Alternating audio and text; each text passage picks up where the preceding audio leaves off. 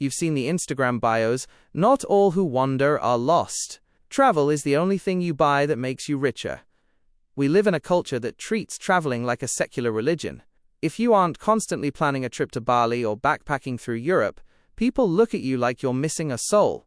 But while 80% of your feed is stressing over flight delays, lost luggage, and jet lag, there's a quiet shadow population that genuinely could not care less about getting a stamp in their passport. And I'm not talking about people who can't afford it or are afraid of planes. I mean the folks who see a picture of the Eiffel Tower and feel the exact same emotional spark they'd get from looking at a toaster. Complete neutrality.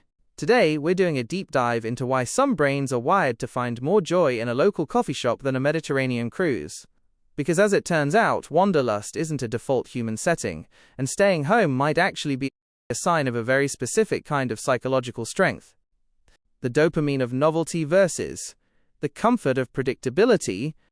The first thing we have to address is sensation-seeking. In psychology, this is a personality trait defined by the search for experiences and feelings that are varied, novel, complex, and intense. Your travel junkies usually score high on the sensation-seeking scale. Their brains are wired to crave a massive dopamine hit from novelty. When they step off a plane in a country where they don't speak the language, their brain goes into overdrive, firing off rewards for every new sight and sound. But for the homebody, that same environment doesn't trigger a reward, it triggers cognitive overload. If your brain is already highly efficient at processing information, or if you sit on the more sensitive side of the spectrum, a foreign city isn't exciting, it's a sensory assault. You're dealing with different smells, confusing transit maps, social cues you don't understand, and a constant lack of safe defaults. For a certain percentage of the population, this is fundamentally aversive. Their nervous system doesn't want intensity, it wants equilibrium. Environmental mastery. The power of the home court. There's a concept in positive psychology called environmental mastery. It's one of the 6 components of psychological well-being. It's the feeling that you are the master of your surroundings, that you have the ability to manage a complex environment and choose contexts that suit your personal needs. For the non-traveler, there is a deep, quiet joy in being the expert of their own domain. They know exactly which floorboard creaks. They know how the light hits the kitchen at 4 p.m. They have a relationship with the local librarian or the guy at the hardware store. While the traveler finds growth in uncertainty, the homebody finds growth in depth. Think about it.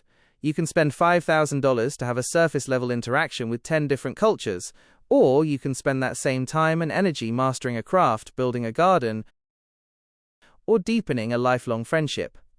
The person who stays home isn't stuck. They are often investing in a level of mastery that the perpetual wanderer can never achieve because they're never in one place long enough to let the roots take hold. The social status of the passport.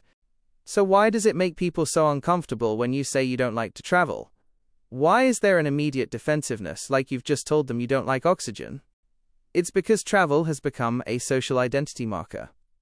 In the 21st century, travel is the ultimate status signal. It suggests you are worldly, open-minded, wealthy enough to afford it, and adventurous. When you reject travel, people hear it as a rejection of personal growth. There is this pervasive myth that you cannot find yourself unless you are at least 3,000 miles away from your house. But psychology tells us that growth is an internal process. If your basic needs for belonging and safety are met at home, forcing yourself into a state of displacement, traveling, can actually hinder growth for some people. If you're a highly sensitive person, HSP, the stress of travel might leave you so depleted that you don't actually have the mental bandwidth to appreciate the culture you're supposed to be experiencing.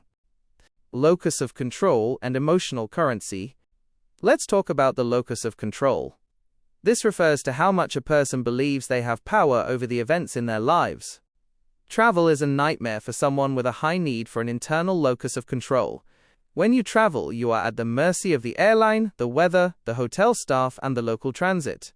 You are essentially paying thousands of dollars to be powerless for a week. For some, that surrender is the point. It's a vacation from responsibility. But for others, that lack of agency is purely stressful. They would rather spend their emotional currency on things where their effort creates a direct, permanent outcome. They'd rather renovate their bathroom or finish a degree than spend that same energy navigating a terminal in Frankfurt. Neither approach is wrong, they just represent different psychological priorities. the staycation nervous system. Finally, we have to look at optimal stimulation levels. Modern life is already a marathon. We are bombarded with notifications, work stress, and social obligations. For many, the idea of relaxing by adding more logistical challenges, packing, flying, navigating, is a logical fallacy. Their nervous system is already at its limit.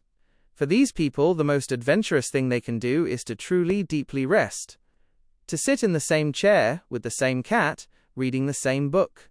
This is often pathologized as laziness or lack of curiosity, but in a world that is obsessed with more, faster, further, the ability to be content with here, slower, now, is actually a radical form of psychological health. Conclusion. If you're the person who feels a pang of guilt every time a friend posts a picture from a beach in Italy while you're happy on your couch, stop.